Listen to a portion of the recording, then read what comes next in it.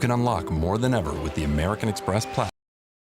You are listening to This Week in Clown World with Ben and Hobbs, so sit back, relax, take your black pill, and enjoy the show. Well, top of the evening to you lords and lassies. It is once again time for This Week in Clown World with Ben and Hobbs. He's Ben, I'm Hobbs, and you're in Clown World on a lovely St. Patty's weekend. How is everybody doing this weekend? Ben, how are you? Great. We're back after my hiatus of traveling. Apparently you tried to have a guest last week, it didn't work out, but I'm here for you. Yes, outstanding. Like, last week was a bit of an experiment that I did, trying to run things by myself with Rumble Studios. The first time I said it about 5 or 6 times during the stream that it was the first time ever trying to run it and run Rumble Studio at the same time. But all things considered, I filled out the hour. I had a minimum of uhs and ums and staring off into space. And I think things went fairly well. The state of the world since then, though, not as well. Yes, I was just about to say, one of the things that's not doing very well is, like, everything going, like, all of this in the world right now is just one giant dumpster fire. And I am, sadly, a crippled raccoon within it. Well, it seems like Trump's idea of the quick in and out 30-minute adventure a la Rick and Morty has turned into just like the show where now they're just screaming in abject terror of how to get out of this at this point. Yeah, that meme, it just keeps coming back, and it is always prescient and always very timely. Yeah, it's like, why do we keep doing this to ourselves? Why? And I don't know. I had a theory, and I kind of explained it last week. And maybe I can get your input on this as well.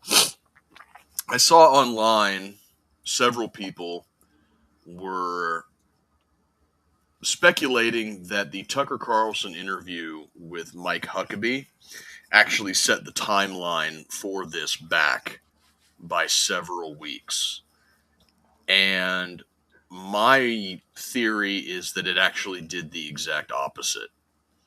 And that explains the sort of haphazard, slapdash, schizophrenic manner at which this entire operation is taking place. Because when Mike Huckabee came out and Tucker backed him into a corner and said that God promised Israel the entire Middle East and it would be just fine if they took it, all of the Sunni Gulf states that we've spent the last 40 years schmoozing and getting close to, Saudi, Oman, Qatar, Emirates, etc., they did not like that at all. And I think that whoever it was planning this war was like, oh shit, if we don't act right now, these guys are not going to be on side anymore.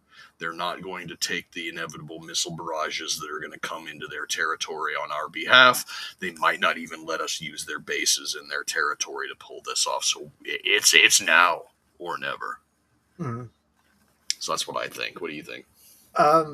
Yeah, because I mean the surrounding states, I mean, it was such a weird move by Iran to just start lobbing missiles haphazardly to all their neighbors. I haven't seen any commentary on anybody presenting a good reason why they might have done that. Have you seen anybody comment on that? I think that it was expected.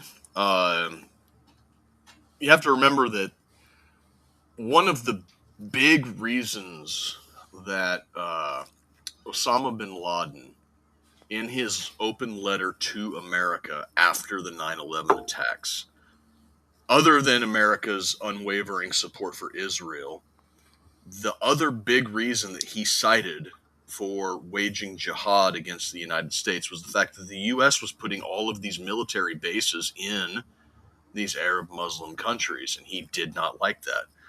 So when you have Iran being the revolutionary Islamic State of Iran, they are expressly a theocracy. Ayatollah Khomeini was, for all intents and purpose, like the Pope of Shia Islam. Mm-hmm. So he wasn't just a political leader. He wasn't any kind of dynastic royalty in the same way that the House of Saud is in Saudi Arabia or any of the other, Gulf monarchies in the area. You have essentially Iran, despite being a Shia state as opposed to all of the surrounding Sunni states, is sort of the torchbearer for fundamentalist Islam. And so I can imagine that they see all of the surrounding states housing U.S. military bases as not just antagonistic towards them in the secular sense, but also as a sort of betrayal of fundamentalist Islam. So them lashing out in all directions, not really that big of a surprise to me. Yeah, and the thing to kick it off, I saw something, I think it was Tucker that commented on it, that most of the intel that the United States was getting out of Iran was being filtered through Israel, Mm-hmm. all the translations. So, they had this supposed uprising, what was it, 3 weeks ago now, or maybe more than that. And I don't know if the Trump team was led to believe, look, we've got this intel saying you take Khomeini out, the people are going to rise up, welcome you with open arms, and kick out the regime. Yeah. And This is it's the same playbook that Netanyahu's been running for 30 years now. There's a compilation that I saw the other day of him guaranteeing, beyond any reasonable doubt, guaranteeing that you take Saddam Hussein out and everything's going to be rosy. You take Gaddafi out of Libya and everything is going to be, a democratic state is going to spring up in its place. You take Assad out of, he just keeps promising the same thing over and over and over again, and it never works. So the fact that the Trump administration took him at his word again, and it seems to not be working out again, surprises absolutely nobody except the Zionists running our government. yeah, what I see that some soldiers were getting in trouble because they were commenting that they were going to go to war for Epstein. Yeah, when the challenge and the salute of the day, when you salute an officer and you say like the first half of your company motto, and then they come back with the second one. They were just saying like for Epstein, sir. Yeah, and they were getting in trouble for doing that. And maybe it's connected too. We don't. It seems weird that all the Epstein file stuff comes out, and all of a sudden we're diving into Iran at the behest of Israel. Probably to the same point you made, that they decided that this was their last big chance to do it. I've commented before, I'm going to be so glad when we're living in a post-Epstein, post-Zionist world, which it seems like we're getting closer to all the time because they don't have as much blackmail material on this new wave of politicians coming up. Yeah. As far as the connection between the reasons for going into Iran and the Epstein stuff, I think it's coincidental, not causal. I don't think that this Epstein file drop came out and then they were just like, oh shit, they know we got to bomb Iran or whatever. And yeah, I think that they probably view it as a bit of maybe like a happy accident or more convenience than anything. Looks like we lost Ben. Looks like he might be coming right back. There he is. Yeah, I had to pad out a few seconds there. I don't know how much of it you heard. I heard you say it could be coincidental, not causal. Yeah, and that's what I think. I think that it's I don't think that they saw the Epstein files and then were just like, oh shit, we got to blow up Iran to distract the people, because that's obviously not going to work. And it's been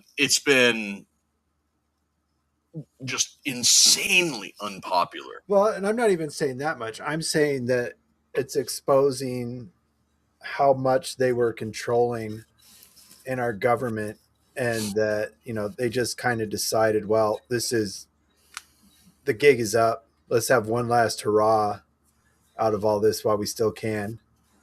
Their prime blackmail target, Lindsey Graham. This is his last hurrah for that guy. Like, God willing, please. Yeah. He's got a primary challenger, but that's never a guarantee that he gets a primary challenger every year. Somehow he just hangs on for dear life. He's the embodiment of the Holden Blood Feast meme. Yeah. So have you seen that one? Yeah, I have. And at this point, they don't really seem to have any sort of exit strategy. They should have just called it. They took out command, just been like, yeah, that's all right. That's good. Yeah, it's like here's a mess. Clean it up. Yeah, but now, what we just keep blowing up more and more shit. What's the end goal here? Yeah, there's no sort of goal that's obvious to anybody. They haven't given any sort of end goal. Have you seen anything coming from the administration for some sort of goal at this point? They don't even have a coherent message. One person will say that it's to take out Iran's ballistic missile capabilities. The next one will say it'll be about securing the remnants of their nuclear program. Another person will say that it's been about a decapitation strike against the IRGC leadership. Another person will say it's about spreading freedom and democracy in the Middle East. It's like nobody has a coherent message about any of this going forward, and it's really making people be like, did you guys just jump into this with nothing? Does the right hand know what the left hand is doing? Yeah, what a huge fuck up going into a midterm election too. Not to minimize, an ongoing war into an election strategy, but what a massive fuck up. Yeah, the conspiracy theorists have, they're like, this is the Republicans start a war, the Democrats campaign on it, but then they ultimately continue it and end up making it worse, and then a populist comes in and vows to squash it and then gets power and does nothing or makes things worse, and then it's no matter who wins, we lose. Yeah, even looking at a best case scenario that they're going to put a tidy little bow on this for, the elections are in November. How are you going to put a tidy little bow on this in 5 or 6 months? You can't, because there's like, what are you putting a bow on? Yeah. There's no goal. You have, at least when we rolled into Iraq, they said, we're going to take out Saddam. We're going to take out the Ba'athist Party. We're going to secure the area, and we're going to institute free and fair elections, such as they are in the Middle East. At least there was like a plan, or at least a metric by which you could judge success. Now, things got bogged down in counterinsurgency operations and nation building and all the other shit that goes along with it. But at least going in there, we had like an outline of what it was we wanted to do. This changes hour to hour. Mm-hmm. When they just, it's like they're spitballing in a boardroom and be like, okay, well, what will the people think sounds good? Democracy? Are we going to play that game again? Nope. They're not interested in spreading democracy in the Middle East. Women's rights? Everybody loves women's rights, right? Oh, no, it's not 2014 anymore, and so nobody gives a shit about women's rights, especially in a shithole like Iran. Oh, let's see. Fuck. What do we got? What else do we got to work with? Nuclear capability? Oh, shit. We just had the DNI spend the last 2 years telling us that the nuclear capability was nowhere near being completed, and we had Operation Midnight Hammer around this time last year, where Trump got out there and emphatically told everybody that their nuclear capability was completely destroyed, so we can't really play that card anymore. Oh, it's ballistic missiles. Ballistic missiles are threatening Israel. Oh, shit. Public support of Israel is in the toilet right now, so fuck, what are we going to tell people that this is for? Right. Yeah. I I guess we're just going to be there indefinitely, just getting a weekly or daily update from on the news sites of new things we've blown up. And I'm all for blowing shit up in the Middle East. Right. Far be it for me. It's not my toys. It's just my tax dollars. But at least have something. Yeah, and you know it's getting bad when the Ukraine offers to give us advice on our current combat situation. As if we needed that. Yeah. That slimy little fuck of Zelensky. I have seen this tweet pop up in and out over the last couple of weeks where he's saying things like, "Oh, you know that Ukraine is experts at dealing with short-range ballistic missiles and unmanned aerial drones. We can sell you something." It's like, of course you're going to say it's, you're going to sell us something, you slimy fuck. And then there's people that are like, "Oh, who's holding all the cards now, Trump?" And it's like, still us. Right. Still us. It's still the United States. We're the ones with the winning hand here. We just need to know how to play it. Yeah. I guess if one positive will come out of this, we'll finally be rid of Bibi Netanyahu, maybe. Yeah, there's a lot of conspiracy theories floating around about that. I don't know how much you've seen. I saw one where they were taking him out on a sheet. I saw another one they were helping him out of I saw some footage. They were helping out of a building. He looked pretty beat up. Then there's the obvious AI update from him. Yep. Yeah, the state of Bibi is still up in the air, but we do know that one of his deputies, Ben Gvir, is probably not much longer for this world if he's not already taken out. Which, you've got Ben Gvir, Smotrich, and Bibi Netanyahu are like the three heads of this apocalyptic hydra. So to have one of them possibly be taken out is like, a lot of people around the world are probably breathing a sigh of relief. And you can talk up your Iron Dome and your technological superiority, but when your country is the surface area of New Jersey, even when you got the big dog of the United States in your corner, saturation bombing by a country the size of Iran is not exactly a tall order. Yeah, I mean they had to have had a general idea of where he was at. They can't stop all. The way I saw that they were doing it was they're basically flooding the zone the way Ukraine does. They'll send in a couple hundred drones and tuck a missile in behind them, so it's impossible for them to figure out what's what. Yeah. And that's how they were getting through. Plus, they used the ballistic ones, so I guess the warheads were breaking up. Cluster munitions. Good luck with that on your Iron Dome too. Yeah. The best anti-missile defense system is no match for put a lot of everything everywhere. Yeah, and especially the cluster munitions.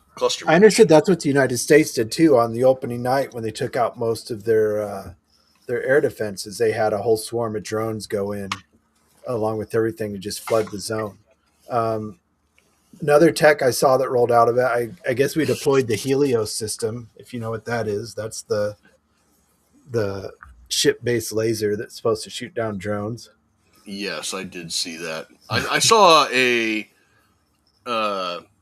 that picture of the Helios like months and months ago.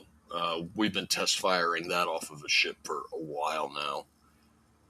Yeah, and it looks like they knocked the dust off the rail cannon they had too. They're trying to. If anything's showing that we're running out of stores of missiles, it's that we're rolling out technologies we decided we didn't need, and pushing stuff that's still in development out in the field.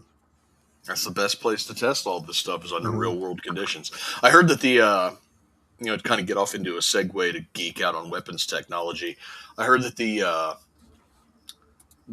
railgun thing We developed it, but we didn't perfect it.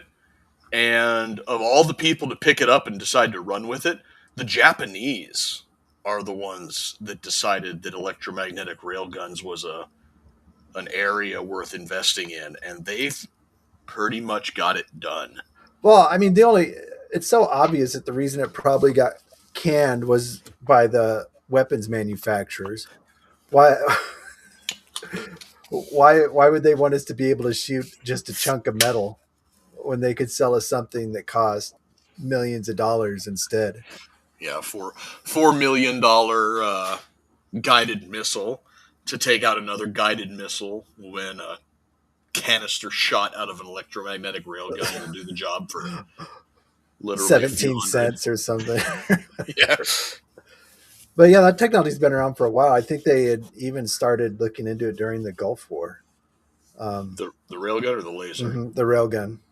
Yeah, Well, it's cool the Japanese ran with it. Hopefully they can help us get it going since we apparently bankrupted all our stocks of missiles in the Ukraine and here now. yeah.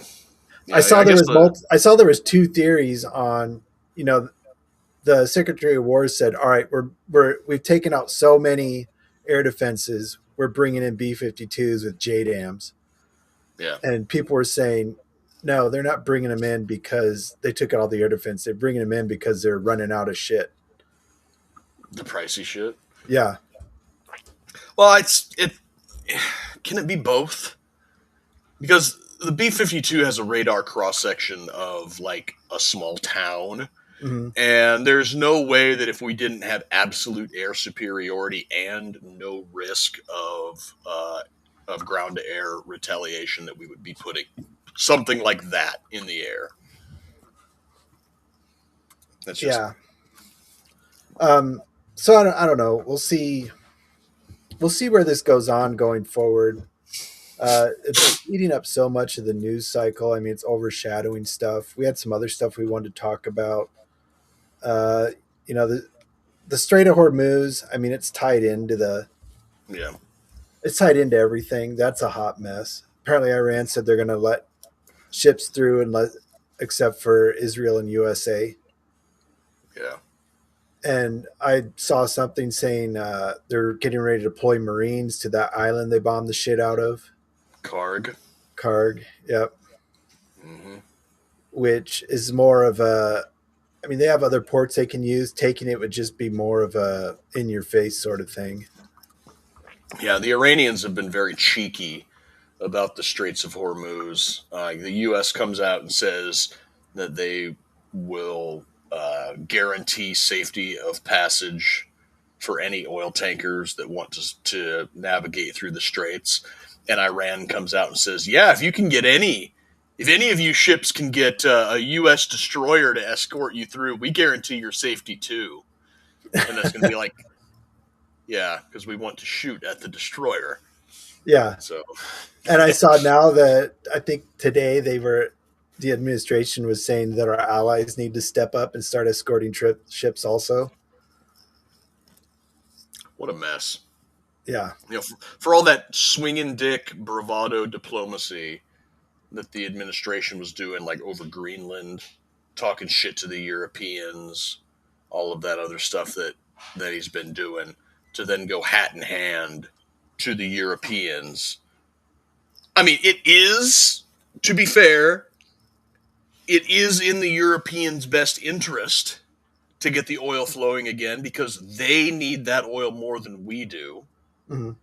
And honestly, if the oil prices go up because the straits are locked off, then that's actually good for us because then our petroleum is worth more money. Oh, okay. So there's your 4D chess move. Trump is doing it to bring up oil prices for. Well, he out and out said that. He put that out in a Truth Social. He said, we're making so much money.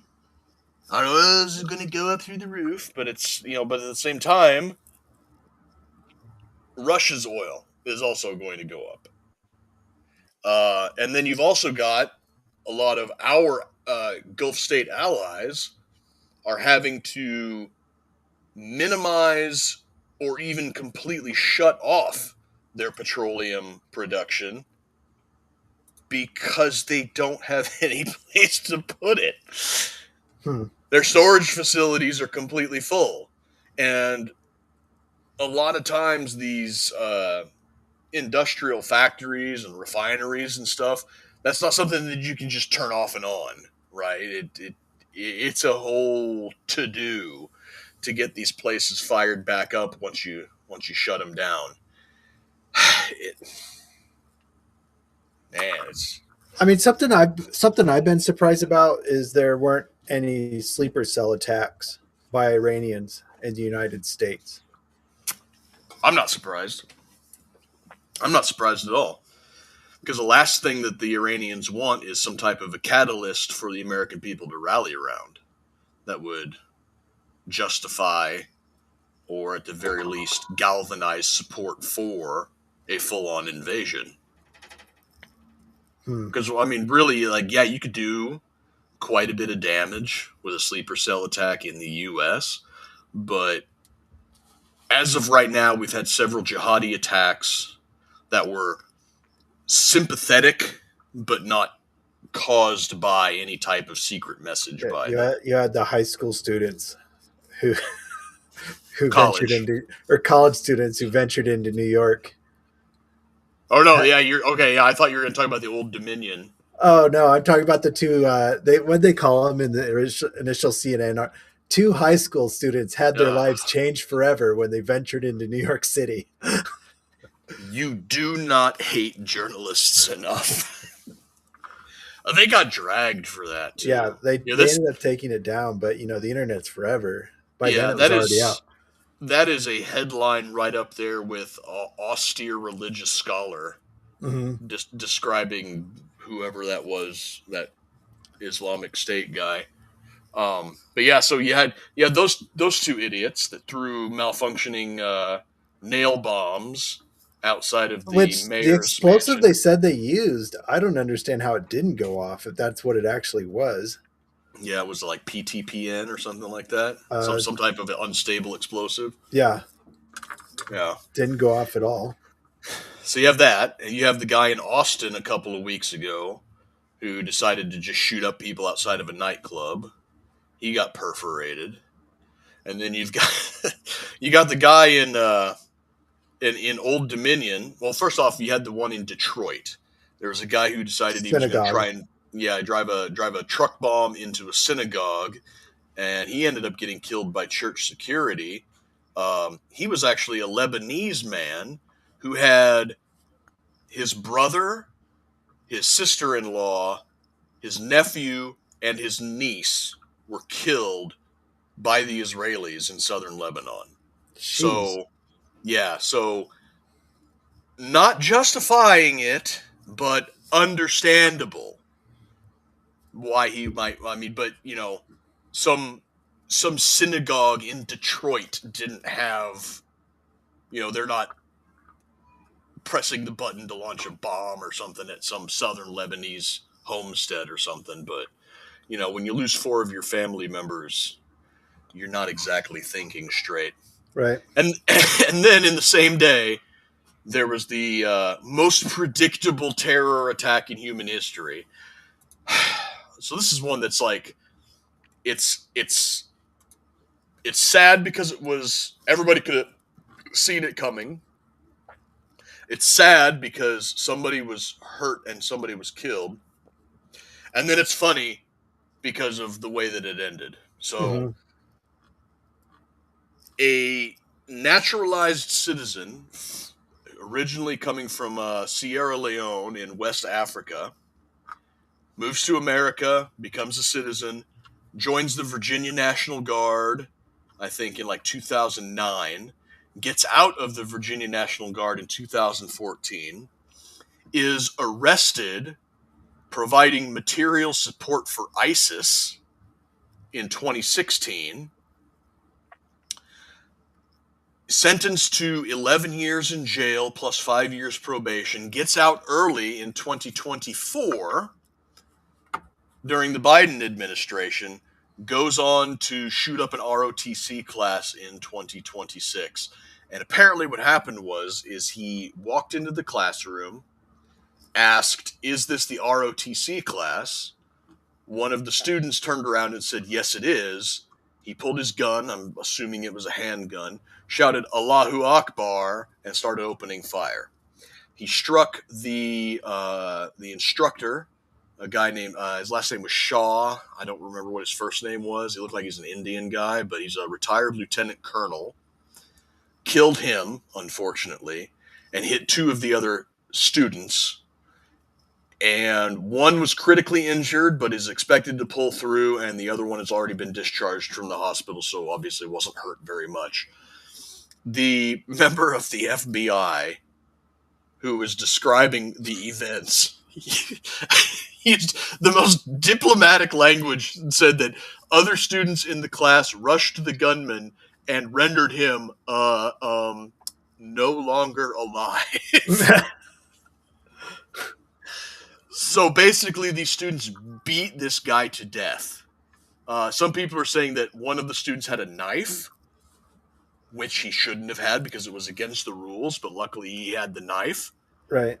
But yeah, so the other students in the class, being hard as fucking chicken lips, decided that they were going to rush this guy and beat and or stabbed him to death. Yeah, if you're gonna do a school shooting in America at this point, you got to bring your A game. Yeah. Our kids are hard as nails. It's like that. I saw something. A school shooter had went to shoot up a school, and apparently got a couple shots off, and his gun malfunctioned. Well, his classmates found his Instagram, and they were just roasting him over like. Terrible. There, one of the comments like terrible kill death ratio, all sorts. It was just like, geez. But yeah, you can't get away with that in America. Well, if that's their, I mean, I don't know if they're not going to use their sleeper cells at this point. I don't know when they would use them. I guess. I mean, I imagine that if we're going to see a sleeper cell attack, it will be after a ground invasion. Because they don't want us to galvanize in favor of a ground invasion. But at this point, given the fact that that country does not seem like it's going to get in line with what we want them to do, a ground invasion is inevitable. And part of a ground invasion is going to be the disruption or destruction of infrastructure, communications, electricity, gas power, all that stuff. And so once that begins, once those types of targets are on the table, then that's when I see sleeper cells activated in this country targeting the exact same thing. Power substations, oil refineries, power plants, solar farms, those stupid gay, lame windmills that are all over the place. Expect a bunch of them to come crashing down. Like all of it.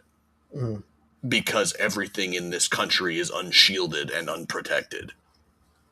We've had probing attacks for decades now that have gone completely unsolved, where somebody will go out there with a rifle and just shoot into a power substation and then disappear into the night. You never find out who it was. Was it some drunk redneck? Was it a jihadi? Was it some type of an eco-terrorist? You never know. But none of these things, they never get solved, and the problem never gets rectified because they're always seen as like one-offs. Yeah, and they talk about a ground invasion. I saw they're moving, something said they're moving Marines over there, I suppose, for that Crag Island or whatever you called it. I don't think anybody wants to do. We're up to what, 6, probably 10 deaths at this point. Something like that. Yeah, which is too much for this type of operation, anyways. The two tankers, they're still kind of being kind of sketchy on what happened there. Yeah. I heard like one that just like fell out of the sky for no reason. Like that doesn't just happen. And the other one came back with half a tail. Yeah. They were flying over Iraq. It sounds like maybe Iran's got some people in Iraq with man pads or something. Anything's possible. And then the base, that base that got hit, it was in what? That the 4 National Guardmen died in. Was it in Qatar? Maybe. Yeah. Anyways, they mentioned an operations center somehow, and killed 4 National Guardsmen from Iowa. Well, I don't see how anybody can be surprised by any of this. These things are visible from space. It's not hard to deduce what some of these buildings are. And even if you don't know exactly what is your ops center versus like the MWR on your base versus the shower trailers or anything, chances are pretty good you hit any of it, you're going to get something. Mm-hmm. So, like these bases are static. They don't move. Everybody knows where they are. And in probably the least surprising turnabout is fair trade, Russia is giving satellite information to the Iranians after, how long has it been since the Ukraine operation? 6 years? Mm-hmm. Since we've been giving them our satellite information to specifically target Russian leadership in Ukraine. So it's like, I saw a lot of people kvetching on Twitter about, oh, Russia's getting involved in our operation in Iran. And it's like, yeah, here's a headline saying the exact same thing, just the names U.S. and Russia are swapped. So, I mean, you can't really even get mad about that. It'd be different if it was like China doing it. yeah. And once again, China's just over there staying out of everything, not wasting their money. I actually think China is biding their time, and once things cool down enough to the point that some type of infrastructure can begin to be leveraged, they are going to propose that the Straits of Hormuz are too vulnerable a choke point for the international energy trade, and they're going to, we'll finance a pipeline of one variety or another, whether it be through that peninsula that sticks out of the coast of Oman and actually makes the Straits of Hormuz. They could build a pipeline that goes across that so that the other Gulf states could unload on one end of it and pick up on the other end of it. Or they could make a pipeline going straight out of the Middle East and into China or one of the various Stan countries where it could be refined and shipped out from there. Yeah, the strait's 22 miles at the narrowest, but it's really the navigable area is only like 2 miles that they have to stick in. Yeah. It's 33 kilometers across at the most narrow, but there's only a 3-kilometer stretch that actually has a draft depth enough for a full tanker to go through. I mean, you get that part of the world, any jackass with a rocket launcher could hit a ship at that point. Yeah, and at this point, the Iranians, if they want to gum that up, all they got to do is just float a bunch of junk and sink it. That's all they got to do. They don't have to mine it. They don't have to target it with ballistic missiles. They don't have to put armed naval assets in there. They just have to float a bunch of shit into that 3-kilometer area and sink it. And that's probably what they're going to end up doing. I mean, it wouldn't be that hard for them to just go through. I mean, it's just desert. How hard can it be to build a pipeline across a desert? You know what I mean? It's not easy when you've got people shooting at you, but... Well, it'd be Oman. I mean, Oman's kind of schizophrenic on where they stand on stuff. But you could shoot a pipeline across Oman and just bypass the whole straits right there. And I have a feeling that's exactly what China is going to do. And just like all of their other white elephant Belt and Road Initiative projects, they're going to own it outright. It's going to come with strings attached. And it won't be long before they control the petroleum trade in that region of the world. All because we decided that we wanted to shoot our load up a wall by launching every single piece of ballistic hardware we have at Iran. Yeah, and you keep for a while leading up to this, there was a lot of news stories about how Tehran was gonna the city's running out of water, anyways. Mm-hmm. It seemed like such a dumb chance to take. The Khomeini was what 86 and dying from cancer. Tehran is running out of water. You give that whole area what 5 years, it just would have fell apart on its own. You know what I mean?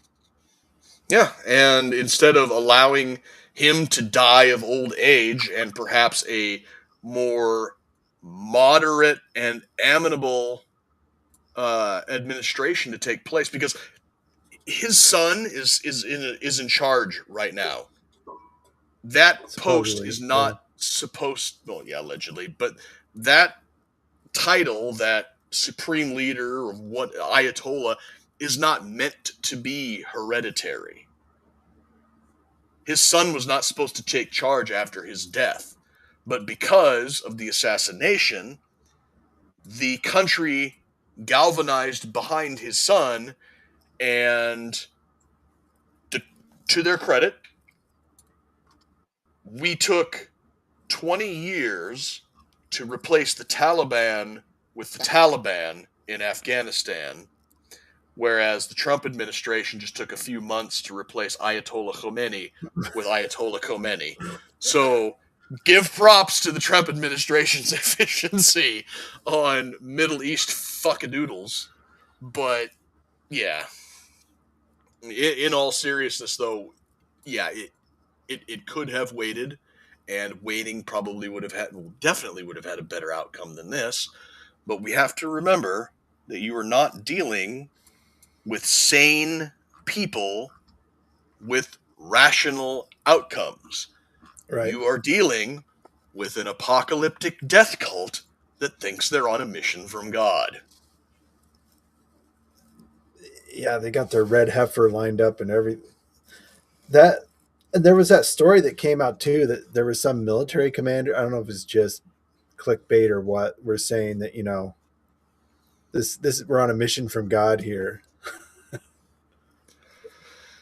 Yeah, that's something that I failed to mention last week. Was that wasn't one commander that was saying that the what is it? The Military Religious Freedom Foundation received over 110 complaints from soldiers across all branches of the military that they had received briefings from their commander insinuating that what they were doing in Iran was some type of pre-Armageddon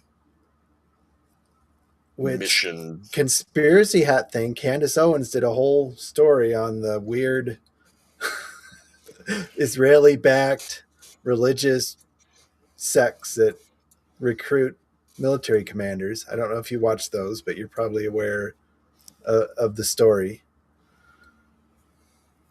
Mm-hmm. especially outside of Arizona, there where what's her face grew up, Charlie Kirk's wife, Erica Kirk. Erica Kirk, outside that air base. Maybe these are the same guys in power. Once again, it's not always the Jews, but it's the Jews. I saw a meme the other day. It was like, it's not all of them, but it's always one of them. So yeah, they're pushing for this whole Armageddon to start using that's the Jewish mentality that religion is a bunch of things you can push the buttons to make it happen. Their whole, it seems like they're just based around getting around the rules. It's a religion for lawyers. Mm-hmm. Yeah. So they've got like a checklist to bring about Armageddon, and it's not how that works at all. Well, not to you or me, but not to somebody that's actually picked up and read their Bible, but yeah, but to a religion of lawyers, they see end times prophecy not as signs to watch for, but as steps to take. Yeah, and that's the big problem.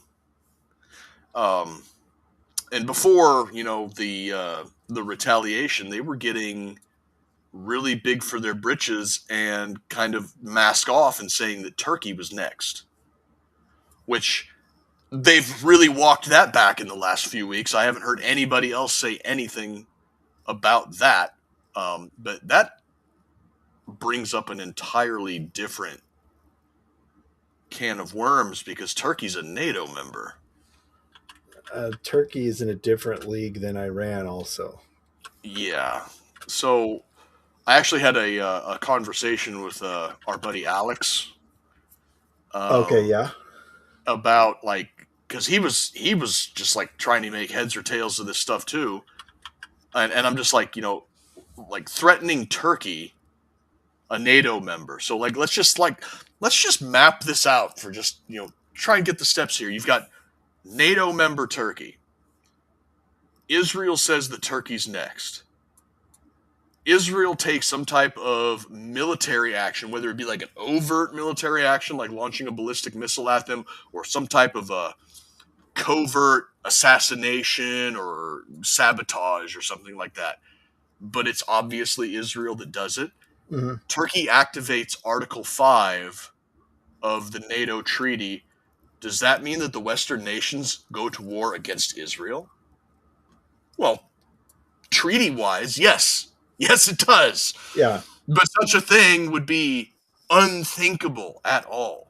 Because Israel is not a NATO ally, or they're not a NATO signatory, but they are a NATO ally. Turkey is a NATO signatory.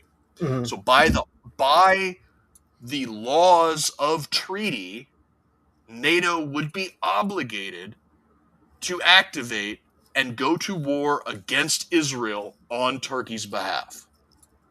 However, such a thing would not, it's unthinkable for the Western nations to go to war against the Jewish state of Israel. So what then happens? Well, then NATO is revealed to be the sham that it has always been since 1989. But now it's out there in the open.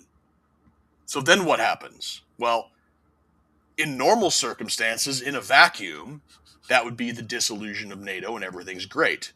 Except for the fact that NATO is all in on the war in Ukraine. So now what do? Do you keep NATO together for the sake of stopping Russia in Ukraine, but you're also not fulfilling your NATO obligations to protect a NATO signatory by going to war against Israel? Because the thought of going to war against Israel is unthinkable in the modern time because you're an anti-Semite, it's not a Shoah. Yeah. This is why the founding fathers of this country specifically, vocally, clearly told us to be friends and trade partners with all nations, but to avoid entangling alliances with any. God, it's I think they specifically called smart. out Europe. I think they specifically called out Europe at some point too, to avoid entanglements with Europe. And look where that got us. It got us World War I, it got us the League of Nations, it got us World War II, it got us the United Nations, it got us the Cold War, it got us NATO, it got us the Warsaw Pact, and now it's getting us into a whole crock of shit. It's almost like those guys back in 1790s were fucking smart. Who would have guessed? But they're slave owners. You shouldn't listen to them. Oh, absolutely not. Just a bunch of dead old white guys. Speaking of Europe, we touched on quite a bit of England news. What has been going on with? Was there anything to bring up going on with England before we wrap up the show? Rupert Lowe came out today and put a video out on Twitter that the membership of Restore UK is now sitting at 133,000 members, which means that they have overtaken the Conservative Party and are now the fourth largest party in Britain. They are starting local chapters. Sargon of Akkad, Carl Benjamin, is going to be kind of leading the efforts in the Swindon area. Not that that means anything to you or I, but I just watched a video on that tonight while I was at work. So Jake Monroe, I mean, you've been posting some of his stuff, but he had something a couple weeks ago where he talked about like the next. Didn't he? Wasn't it him that was theorizing the next World War will start in England? yep, yep. I might actually be able to find that one again if you want to play it. If not, I don't know. We're almost done with the show, but I'll just Yeah. go over it. Well, I mean, for people that aren't aware of this dude, he kind of, I don't know where, he kind of came out of nowhere. He was a alt. They accuse of being an alt right guy, but he started out. He's kind of a punk. He just wanted punk to get back to its Goth, yeah. and punk goth anti government roots, and he's kind of realized how much bullshit's out there, and he's really leaning into the alt right thing a little. I guess you would call him alt right, even though people say He calls himself that. Yeah, even though people say it's derogatory. But go find him on Instagram or YouTube. He's got a lot of good hot takes. There's one you sent me today about. I got to read that book he was talking about, Sex and Culture. I think thicker than the Bible. I saw that. But it was written in the 1930s. Did you realize that? Sex and Culture? Yeah. I think I've heard of it before, but I've never. Anyways, he was talking about it. I need to read it now. But basically, this anthropologist researched hundreds of cultures throughout history, and every time women get into power, it just goes to shit, and the men have to take it back over. It's like the Longhouse theory proven true. It's like one of those books that people, if you go read the reviews about, people are like, yeah, this is an amazing book, one of the most important books since Darwin's Origin of Species. But because it says something that people don't like, it's been buried. It's like, yeah, let's see this in those banned book displays they have it at bookstores and libraries. Put this one in there, because I never heard of it before, and that's why it was banned, because it says an inconvenient thing. You put it right up there with Camp of the Saints and Mein Kampf and see how well that goes over. Yeah, instead of weird graphic novels about gay puberty. Yeah. But yeah, you were talking about his hot take on World War III. Oh yeah.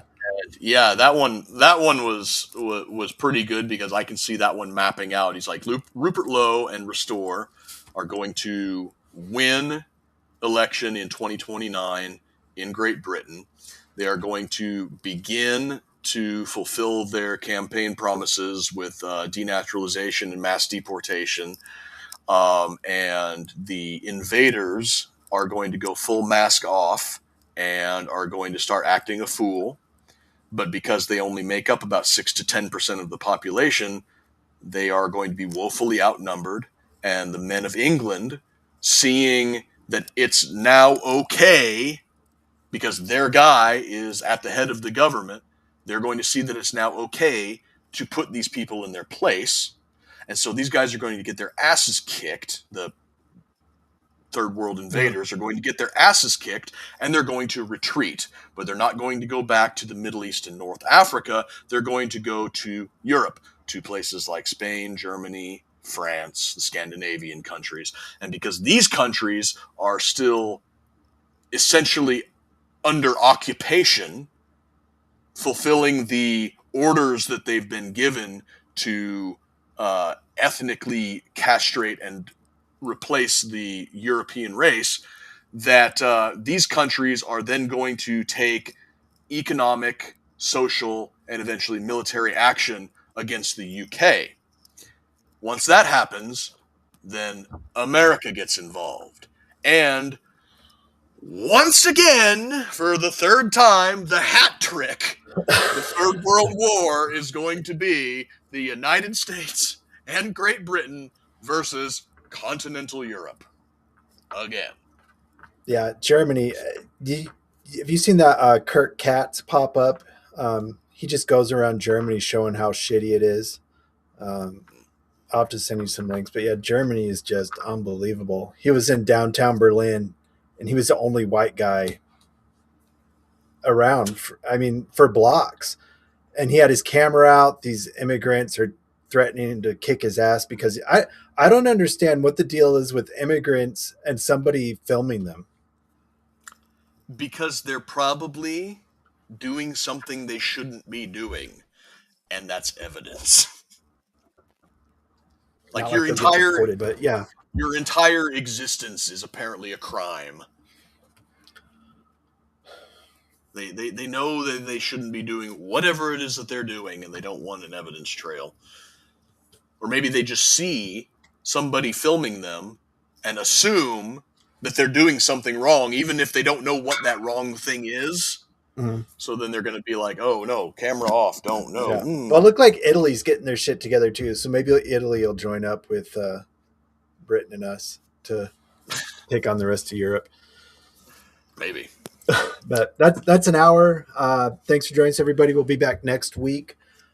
Check us out on the roads, number2liberty.com, roads, number2liberty on Rumble, YouTube, Facebook, R2L Pod at On Twatter Utter, to find us on X. We'll try and get the streaming set up on X. I found a way to do it, Hobbs. We'll talk about that some other time. But again, thanks for joining us, and stay honky.